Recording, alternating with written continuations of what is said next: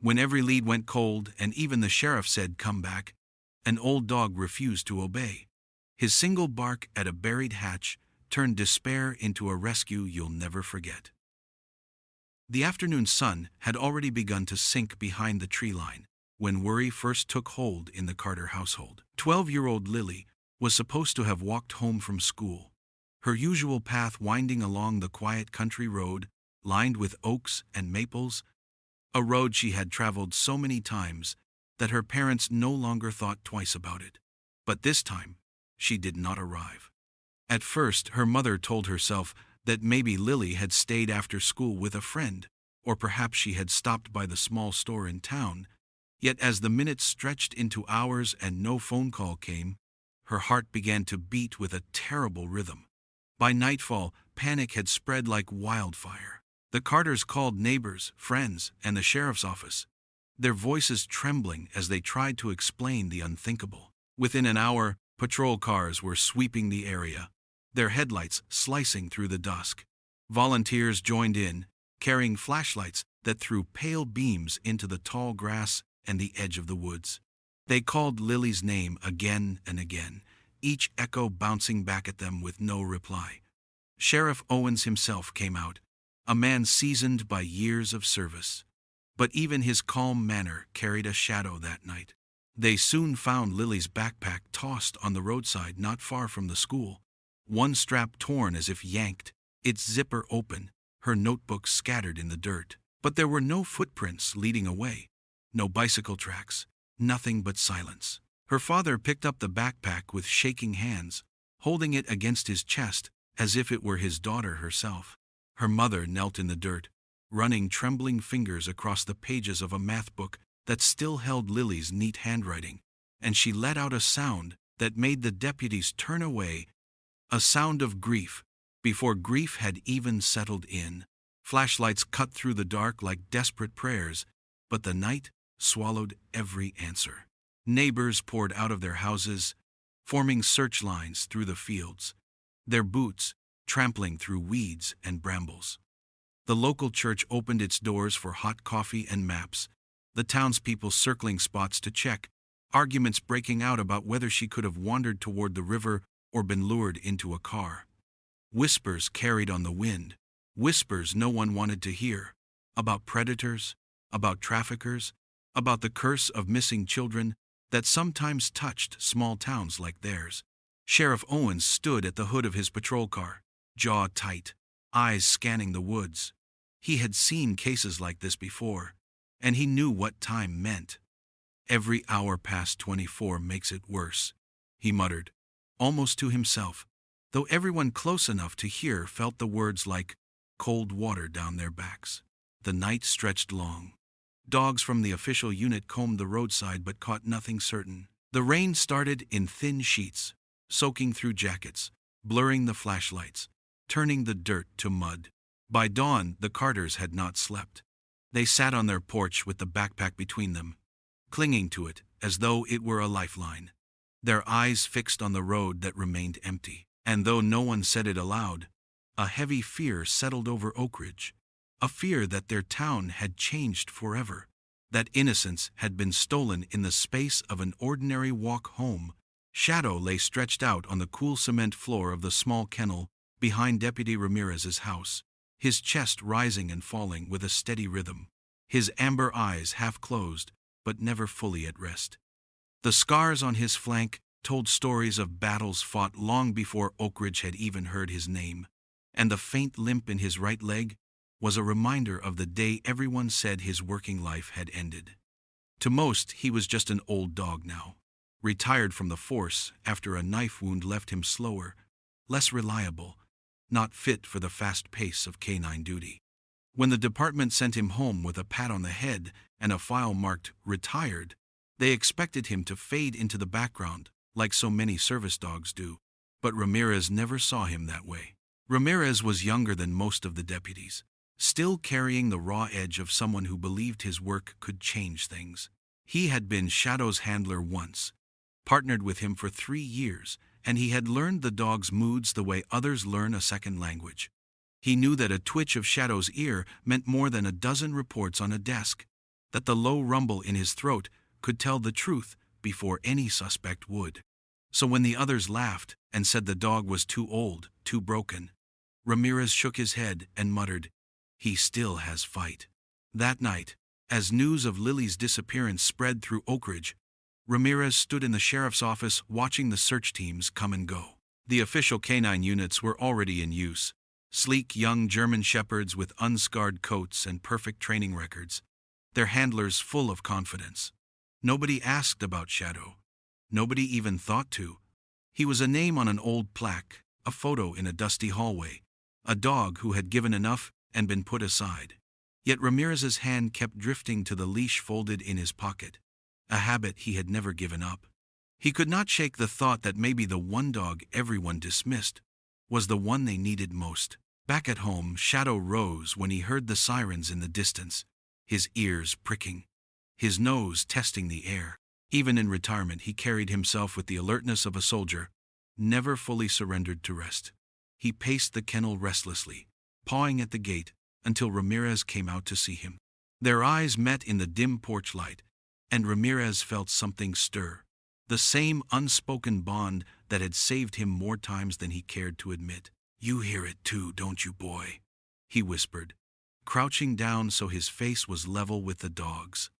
"Something's wrong out there."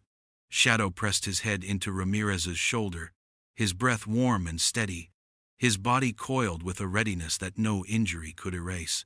By dawn, Ramirez made his choice. He loaded Shadow into the back of his truck while the rest of the department shook their heads. "That old dog won't last 10 minutes, one deputy said, smirking. Ramirez only tightened his grip on the steering wheel. They didn't know Shadow like he did. They didn't know the heart that beat inside that scarred chest. A heart that had never once failed the people he swore to protect. And as the truck rolled toward the search grid, Ramirez leaned back and spoke with quiet conviction. "They can scoff all they want, but this dog's still got fight." Rain tapped against the old farmhouse windows as if the storm itself had come to keep watch over the Carter family. Inside the small living room, the air felt heavy, filled with silence, broken only by the soft crackle of a candle set in the window. The flame bent and swayed every time the wind pressed against the glass, and though it was small, it carried all the weight of a prayer. Lily's mother sat on the couch, her hands wrapped tightly around the pink sweater her daughter had worn the day before, pressing it against her chest, as though she could pull Lily's heartbeat out of the fabric. She had not changed clothes since the search began, and dark circles hollowed her eyes. Every so often, she would close them and inhale deeply, whispering her daughter's name, as if saying it enough times could summon her back through the door. Her father stood at the window staring into the night. He had been standing there for hours, arms crossed, jaw set, his reflection a ghost in the glass. Each passing pair of headlights on the road made him tense. But no car slowed, no one turned into the driveway. He replayed the last morning over and over in his mind. The quick goodbye at the curb outside school. The promise to see her at 3. The way he had rushed because of a phone call from work. If only he had waited. If only he had walked her to the door. If only he had done something different. Guilt dug into him with every thought, and he could not chase it away. The sheriff had left an hour earlier, promising to expand the search at first light, but the words brought little comfort. The house itself seemed to sag under the weight of grief, every creak of the floorboards, every groan of the old beams echoing louder than usual. Lily's drawings still hung on the fridge, bright colors of horses and houses and stars, each one a reminder that she should have been home, curled up on the couch with her favorite blanket, laughing at a movie or pestering her parents for cookies. Instead, the couch held only her mother, and the blanket draped across her lap, damp from tears. Relatives had come and gone through the day, bringing food that went untouched, offering words that felt empty. Friends from church lit candles, neighbors brought flashlights. But as the storm rolled in and the roads grew slick, the house grew quiet again. It was just the two of them now, sitting in the flicker of the candle, afraid to speak too much, afraid that saying their fears aloud might make them real. The clock ticked past midnight, and still neither of them moved. Her mother whispered again into the sweater, her voice thin and breaking. Her father finally turned from the window and sat down beside her, resting a hand on her shoulder, though his eyes never left the candle. Outside, the rain came harder, washing the fields and the dirt road, as if trying to erase the tracks of what had been taken. Inside the farmhouse, despair clung to them like smoke, but the candle kept burning, a single trembling light that refused to go out. The search for Lily stretched into its second day, and still no one had found a single clear path to follow. Patrol cars crisscrossed the roads of Oak Ridge, their sirens silent now, only the red and blue lights flashing through the trees like restless spirits. At dawn, a call came in about an abandoned truck on Miller's Road. Deputies rushed out, boots crunching on gravel, hearts pounding with the thought that maybe this would be it. The truck sat rusted and leaning to one side, the back door half open, mud caked across the tires. A search of the interior turned up only empty soda cans, a torn tarp, and a smell of oil that clung to the air. No trace of Lily, no clue of where she might have been taken. Sheriff Owens stood there, with rain dripping from his hat brim, staring at the useless hulk of metal before waving his men back to their cars. By noon, another lead came from the gas station at the edge of town. A clerk swore he had seen a man in a dark jacket buying snacks and drinks while a girl sat in the passenger seat of his car, her face pale, her hair long and dark. Deputies pulled the security footage, but the grainy images showed only shapes and shadows, nothing that could prove it was Lily. The car's license plate was smudged with dirt, unreadable. The sheriff clenched his jaw as he watched the video again and again, then finally shut it off with a mutter. All across town, the restlessness grew like a fever. At the diner on Main Street, people whispered about predators who had been caught in nearby counties, about men who lurked near schools pretending to be relatives, about stories of children taken and never seen again. Others muttered darker things, old stories about the hills beyond Oak Ridge, about curses and places where people vanished without a trace. The word spread fast, carried from porch to porch, turning fear into something sharper. Parents kept their children inside. Shops closed early, and the church bells rang more often than usual, calling people together to pray. Inside the command post at the high school gymnasium, the maps were covered in red marks, circles, and arrows, showing every place already searched. Volunteers slumped in folding chairs, drinking weak coffee, their boots muddy and their faces drawn. Each new report came in like a spark of hope, only to burn out just as quickly. Deputies were sent to follow tire tracks near the river, but they belonged to fishermen. A man in a hood was reported near the park, but he turned out to be a jogger who lived nearby. A backpack was found near the creek, only to be traced back to another child from a different town. Every lead ended the same way, in frustration, in silence, in nothing. The hours slipped by until the clock ticked past 36, a number no one wanted to face. In missing child cases, that was when hope began to thin, when the chances of survival dropped lower with each breath. Sheriff Owens sat with his head in his hands for a long moment, then straightened and forced his men back to their feet. He knew the town was watching, knew the Carters were watching, and even as doubt pressed hard against him, he said the words they needed to hear.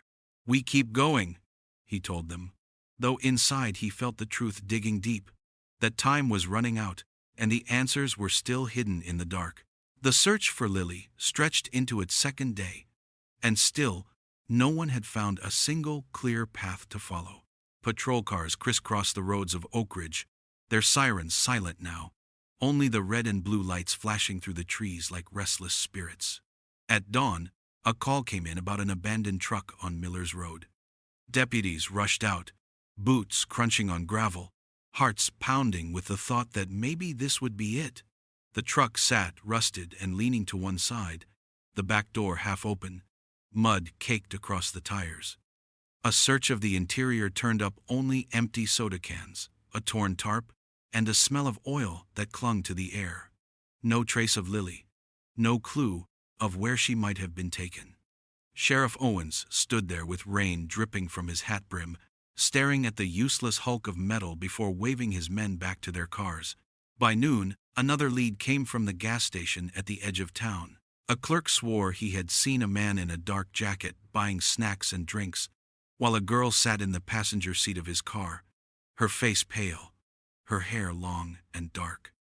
Deputies pulled the security footage, but the grainy images showed only shapes and shadows, nothing that could prove it was Lily. The car's license plate was smudged with dirt, unreadable. The sheriff clenched his jaw as he watched the video again and again, then finally shut it off with a mutter. All across town, the restlessness grew like a fever. At the diner on Main Street, people whispered about predators who had been caught in nearby counties, about men who lurked near schools pretending to be relatives, about stories of children taken and never seen again. Others muttered darker things, old stories about the hills beyond Oak Ridge, about curses and places where people vanished without a trace. The words spread fast, carried from porch to porch, turning fear into something sharper. Parents kept their children inside, shops closed early, and the church bells rang more often than usual, calling people together to pray. Inside the command post at the high school gymnasium, the maps were covered in red marks, circles, and arrows showing every place already searched. Volunteers slumped in folding chairs, drinking weak coffee, their boots muddy and their faces drawn. Each new report came in like a spark of hope, only to burn out just as quickly.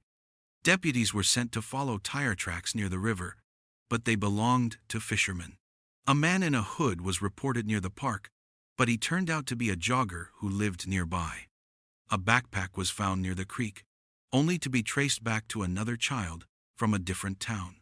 Every lead ended the same way. In frustration, in silence, in nothing. The hours slipped by until the clock ticked past 36, a number no one wanted to face. In missing child cases, that was when hope began to thin, when the chances of survival dropped lower with each breath.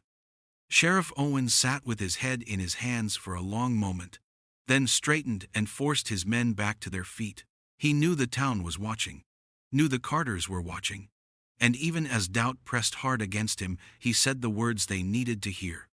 "We keep going," he told them, though inside he felt the truth digging deep, that time was running out, and the answers were still hidden in the dark. The high school gym had been turned into the center of the search, maps and radios spread across tables, the smell of coffee and damp clothes filling the air. Deputies came and went, their boots squeaking on the polished floor, their voices low and tense. In one corner, the official K-9 unit rested, younger German shepherds lying calmly beside their handlers, their eyes sharp but their bodies still.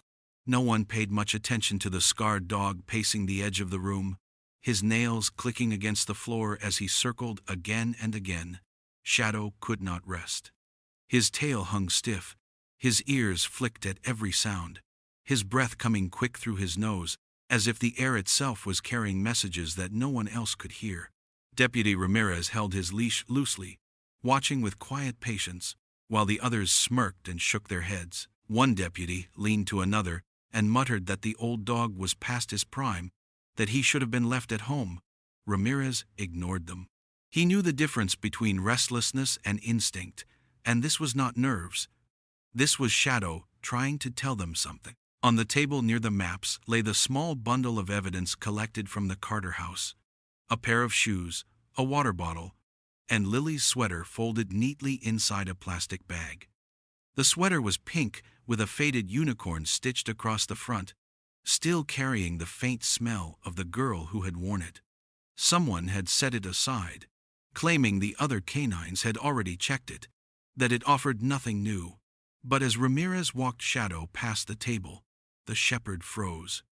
His head swung, his nostrils flared, and for a moment, every muscle in his body went still. Then, slowly, his ears pressed flat against his head, his hackles lifted, and a low growl rumbled from deep in his chest. The sound made a few people glance up. The younger dogs perked their ears but stayed quiet. Ramirez crouched beside Shadow, meeting his burning amber eyes. He placed a hand gently on the scarred flank and whispered, "You've got something." Don't you, boy? The growl faded into a sharp huff, and Shadow's gaze locked on the sweater as if nothing else in the world existed. Ramirez asked for the bag. The technician hesitated, but handed it over with a shrug. Ramirez unsealed it and held the fabric out carefully. Shadow buried his nose in the folds, inhaled deep, and then snapped his head toward the doors. His whole body leaned forward, muscles straining against the leash, paws skidding on the floor as he tried to pull free. For a moment no one moved. Then the smirking deputy called out that the old dog was just excited, that he was wasting everyone's time. But Ramirez's voice cut through firm and steady. No, he's on it. He's telling us where she went. He could feel the strength in Shadow's pull, the urgency in every step, and he knew better than to doubt him. Around them, the storm outside rattled the windows, thunder rolling in the distance. But in the growl that had started it all, Ramirez heard the first true spark of hope. The rain had turned the dirt roads to rivers of mud, and the forest beyond the town into a maze of dripping leaves and tangled branches. Most of the search teams had pulled back toward the main grids marked on their maps, believing the storm would wash away what little scent there might have been. But Shadow did not care about maps. The moment Ramirez unclipped the longer lead, the shepherd lunged forward with such force that the deputy nearly stumbled. His nose pressed low to the ground, his body cutting through the wet underbrush like an arrow, each stride driven by something no human eye could see. Ramirez steadied himself, tightening his grip, his boots sliding in the mud as he followed. Behind them, two deputies trudged reluctantly, muttering that this was pointless, that the official K-9 units had already cleared the area. Their flashlights bobbed uncertainly in the gloom, throwing broken beams across tree trunks slick with rain. One of them cursed as a thorn snagged his jacket and snapped it free with a sharp tug. The other called out that the dog was chasing ghosts. Ramirez ignored them. He kept his eyes fixed on Shadow's rigid frame, on the determination in every movement. The forest grew darker the deeper they went. Branches slapped against faces, leaves stuck to wet uniforms, and the ground gave way underfoot. Shadow never slowed. He pushed through thorn bushes that tore at his paws, leapt over fallen logs, and splashed through streams swollen with rain. Each time Ramirez thought the dog might hesitate, Shadow only lowered his nose again, inhaled sharply, and surged ahead. The leash pulled like a lifeline between them, drawing Ramirez forward into the unknown. Lightning lit up the sky in sudden flashes, turning the woods white for a heartbeat before plunging them back into blackness. In those flashes, Ramirez caught glimpses of Shadow's eyes, glowing like embers, never wavering, never doubting. The deputies behind them complained louder now, their voices sharp with frustration. They said the dog was wasting their time, that the scent had been drowned hours ago, that they were chasing shadows in the storm. Ramirez shouted back, without looking over his shoulder, his voice hard. This dog has saved more lives than you've ever counted. If he says there's a trail, then there's a trail. The words silenced them for a while, though their footsteps dragged as if weighed down by disbelief. Ramirez pressed on, every muscle burning, his lungs aching with the damp air. Shadow pulled him up steep ridges slick with moss, down into gullies where water rushed around their ankles, and through brambles so thick it left scratches across Ramirez's arms. Yet the dog never faltered, never turned back. His body was soaked, his paws bleeding from thorns, but the drive inside him was unbroken. At last they came to a narrow clearing, where the ground was soft and churned. Shadow stopped suddenly, nose pressed deep into the mud, then lifted his head with a sharp bark that split the night. Ramirez's heart thudded as he crouched to see what had made the dog cry out. There, half buried in the muck, was a scrap of fabric, pink, torn, a piece of Lily's sweater. The deputies froze, their disbelief draining into silence. Ramirez held the fabric in his hand, rain running down his face, and whispered to the dog, "You were right all along." Shadow stood tall despite the mud and the blood, his chest heaving, his eyes locked on the darkness ahead. ready to lead them further into the woods where the answers waited.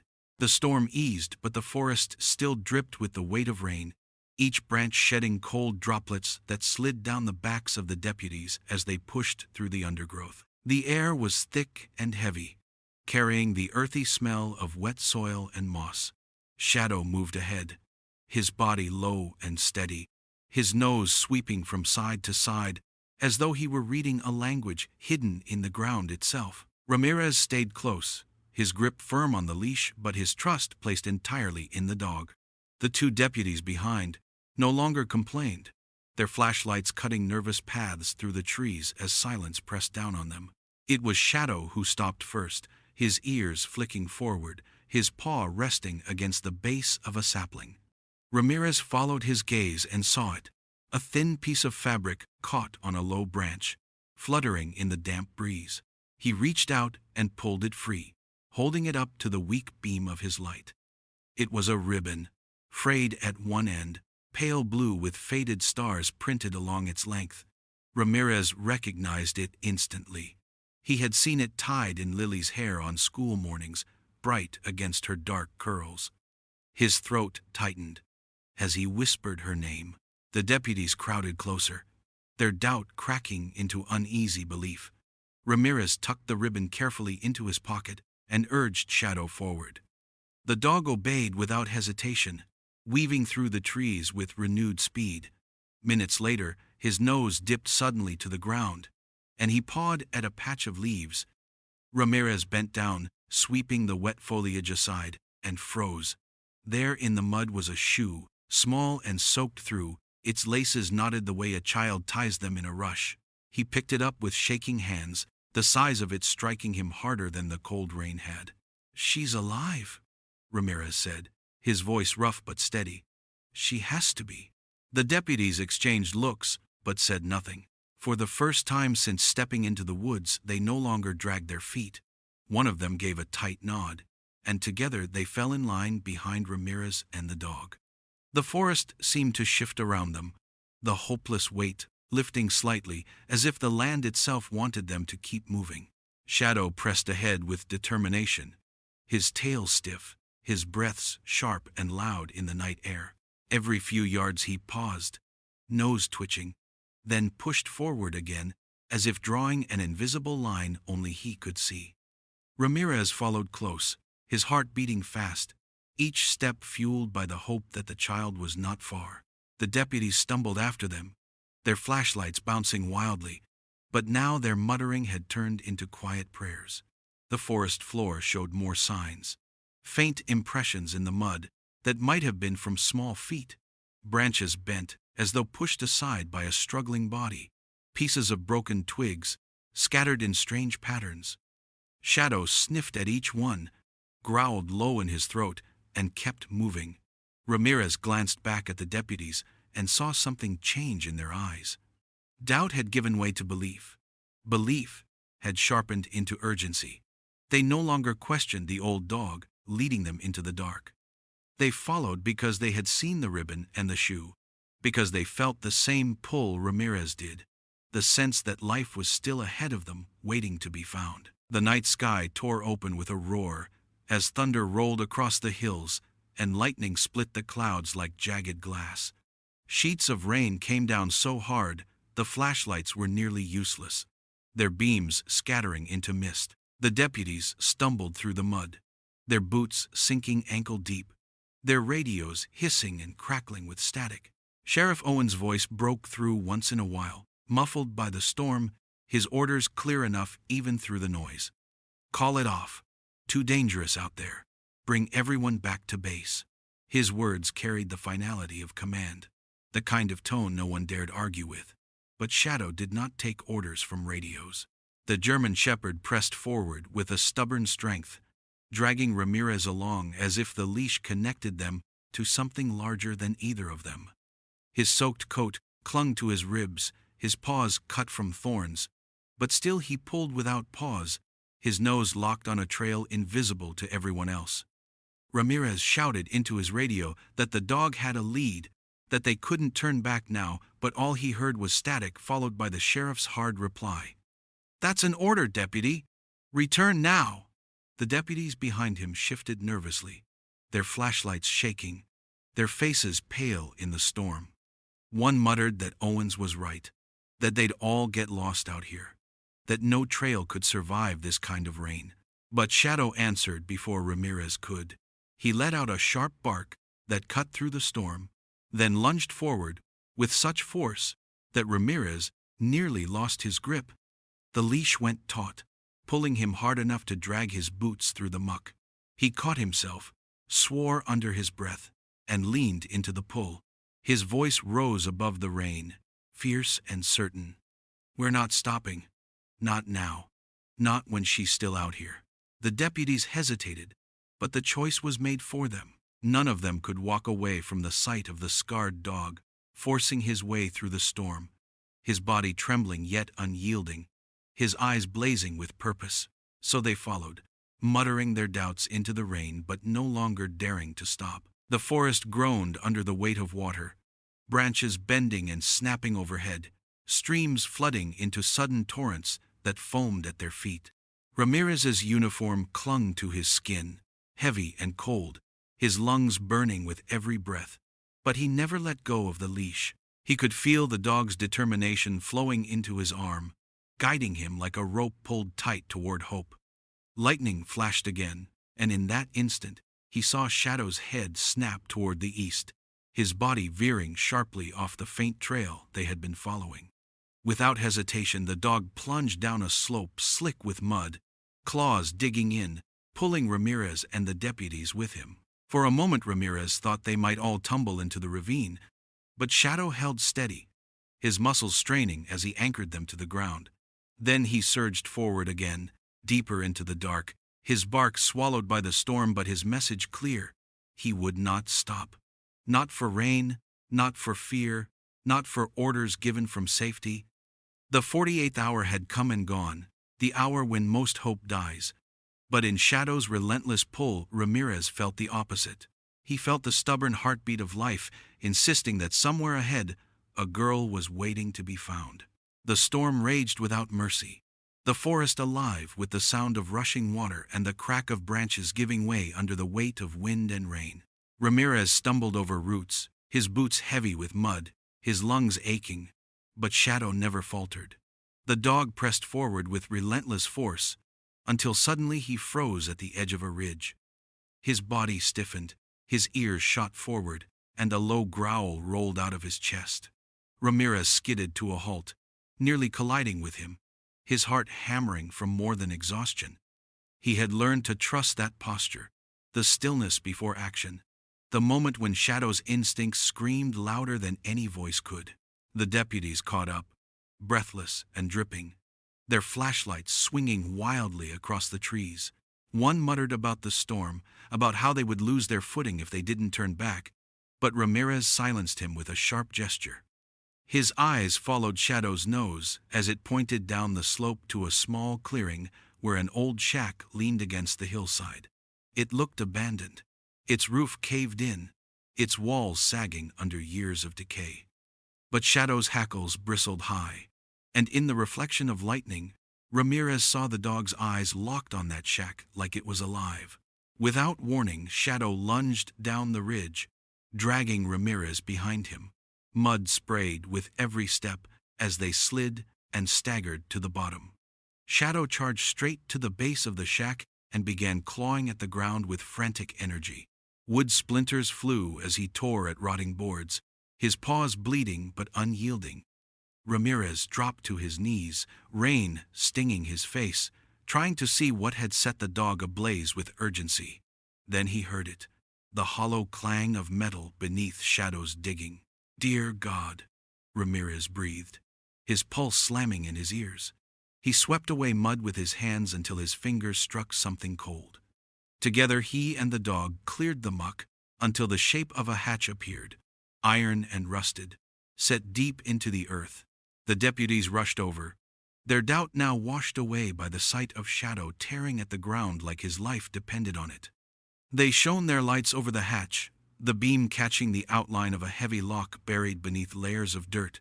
Ramirez pulled at it, his hands slipping, his breath ragged. "There's something down here!"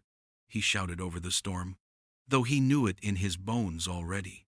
Shadow barked once, sharp and commanding, then pressed his body against the hatch, as if to say this was it. This was the place they had been searching for. Ramirez's hands shook as he tugged harder, the metal groaning under his grip. Lightning flared again, revealing the fear in the deputies' faces, but also their resolve. "Get the tools," Ramirez ordered, his voice rough, his eyes never leaving the hatch. The storm battered them mercilessly, water streaming down their faces, but in the midst of chaos there was a terrible clarity. Shadow had led them here, to a rotting shack at the edge of nowhere, and beneath it lay the truth. Ramirez's heart pounded as thunder cracked overhead. If Lily was alive, if she was anywhere, she was under that hatch waiting in the dark. The lock gave way with a screech of metal, the sound swallowed quickly by the storm above. Ramirez and the deputies heaved the hatch open, its hinges groaning as if resisting the truth that had been buried beneath the rotting shack. A cold draft of air rose from the darkness, damp and heavy, carrying with it the smell of mildew and rust. Flashlights cut down into the narrow cellar, their beams trembling across concrete walls and old wooden beams slick with moisture. For a moment there was only silence, the kind that makes a man's stomach twist. Then a faint whisper floated upward, thin and broken, yet sharp enough to freeze them in place. "Shadow." Ramirez's chest tightened, his breath catching as his light found the source. In the far corner of the cellar, huddled against the wall, was a small figure. Lily's hair hung in damp strands across her face, her lips cracked, her skin pale as wax.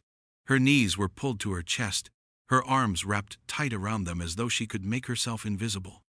The whisper had been hers, her eyes half closed but fixed on the dog that now trembled with urgency at the edge of the hatch. Before Ramirez could even speak, Shadow leapt down into the cellar. The deputies shouted after him, but he ignored them. He landed hard on the damp floor and scrambled to Lily's side, pressing his scarred body against hers, his head nudging beneath her chin. The girl's hands uncurled slowly, trembling fingers reaching for his fur. She buried her face into his neck, and a sob broke free, her voice raw as she whispered his name again. "Shadow, I knew you'd find me." The deputies descended carefully, weapons drawn, sweeping the corners of the bunker with their flashlights.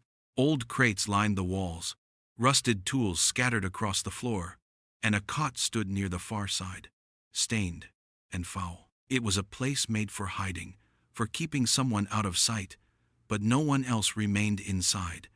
Their beams crossed over empty space and broken furniture, and only the girl and the dog filled the room with life. Ramirez dropped into the cellar last, his boots splashing into a shallow puddle.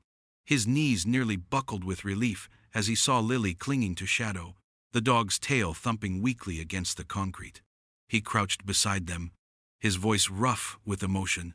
"You're safe now, Lily. We've got you." She blinked at him, tears tracing lines down her dirty cheeks, but she did not let go of Shadow.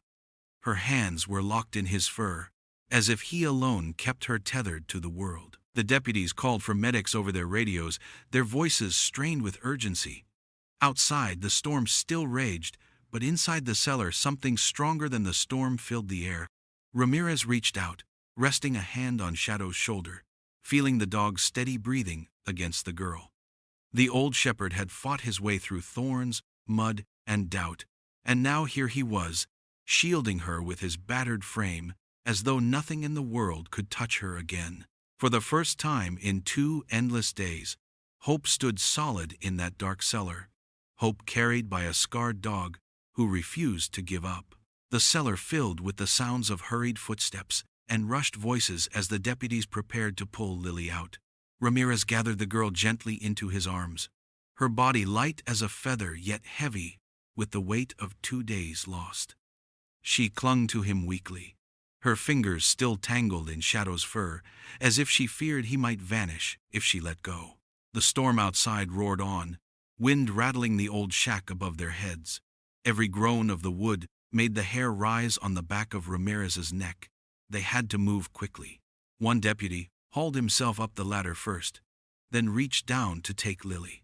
Ramirez hesitated for just a breath, his heart fighting the thought of letting her out of his arms, but she whispered Shadow's name again, and he nodded.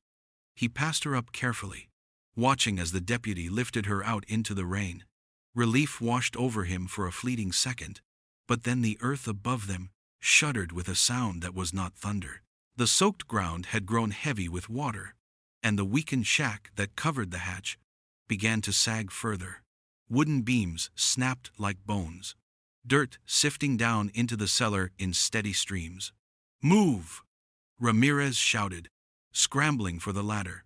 Shadow barked sharply, his hackles rising as the structure groaned louder, the whole hillside trembling. Ramirez gripped the ladder, climbing fast, but the ground betrayed him. The wood split beneath his boot, sending him crashing down onto the wet floor. Pain shot through his shoulder as he landed hard, the wind knocked from his lungs. Above, deputies shouted, their hands reaching down, but the ladder tilted dangerously. The hatch frame bent under the weight of the collapsing shack. Mud and wood rained down, the air filling with dust and grit. Shadow launched himself through the chaos, his paws skidding across the slick floor until he reached Ramirez. The dog's jaws clamped down on the deputy's sleeve, teeth sinking into the fabric with unyielding strength. Ramirez tried to push himself up, but his legs slid in the rising mud. Shadow pulled, muscles straining, eyes blazing with determination. Inch by inch, he dragged Ramirez toward the ladder, his body braced against the collapsing wall. With a final surge, Ramirez found his footing and grabbed the lowest rung. He hauled himself up as the deputies above reached down, seizing his wrists, pulling him toward safety. Shadow scrambled behind, leaping onto the ladder, his claws scraping against the metal as he clambered after Ramirez.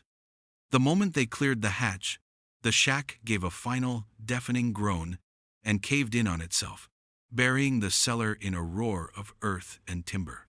The deputies stumbled back into the rain, Lily held close in one man's arms, Ramirez gasping for breath on the mud. When he turned his head, he saw Shadow standing firm on the ridge. His coat was soaked, blood streaked his flank, and his body trembled with exhaustion, but he stood tall, his chest heaving, his amber eyes locked on the girl they had saved.